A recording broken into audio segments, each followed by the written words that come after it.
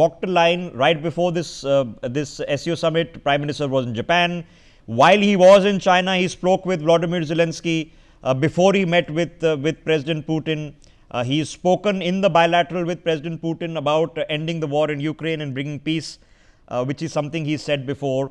And there are choices, but like I said, body language matters. And I've been observing, of course, Prime Minister Modi for the better part of 20 years. Okay, and I can promise you, when he's entering functions, if he likes you or wants to make an effort, he will go out of his way to walk towards you, to greet you, to shake your hand, to call you by the name, to pat you.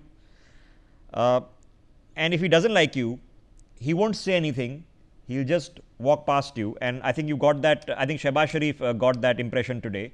And Vladimir Putin and Xi Jinping got the best of Prime Minister Modi, who, as I mentioned, is very gracious, very emotive, and he makes that little bit of an extra effort. And of course, Putin and Xi Jinping, not necessarily known for being the most emotive, also cracking a couple of smiles. Mithali, now I don't want to overplay it, because in the end it is what it is. The fundamental realities leave many doubts and concerns. The lesson we've learned is, if you can't trust the Americans, it's not necessary that you can trust the Chinese for sure either.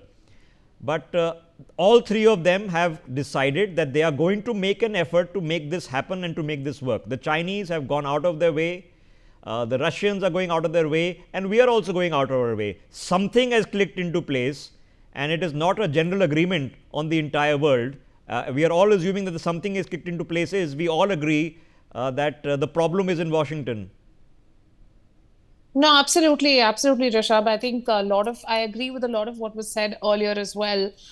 Overall, we are looking at a new reality. And I think all the countries and all the diplomatic missions, I've been speaking to friends also in the Indian diplomatic missions across a couple of cities, and everyone is sort of grappling with this multipolar world. I mean, it's not like any diplomat worth their salt has actually been trained for this situation, because for the last 50, 60 years, in some senses, US foreign policy has been relatively predictable.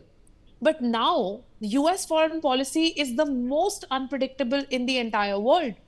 And at the same time, we're dealing with a situation where this is not only the country which is most unpredictable, but is also the one which controls a very large part of global financial capital. And a lot of global financial flows go through that country. And now, the rules need to be rewritten. A lot of the, financial flows have to move out of the US. A lot of the trade and value chains should not be actually directed only at the US consumer. There is a need to strengthen emerging economies, and that need to strengthen emerging economies has to come from some of the, relatively more advanced emerging economies like China, like India, like Russia. So at the end of the day, the entire rules of the game have changed. Having said that, I think what Major Asthana was saying is actually a very logical point, where, we say that, look, India and China agree on most things when it comes to the paths that they take for the poverty alleviation of their populations.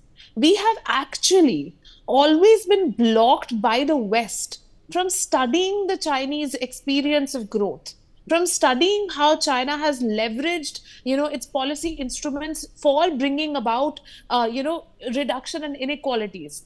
China has done really well even on renewable energy and waste to energy. So now these are some aspects that we can actually find as low-hanging fruit to work together, even on Okay. energy.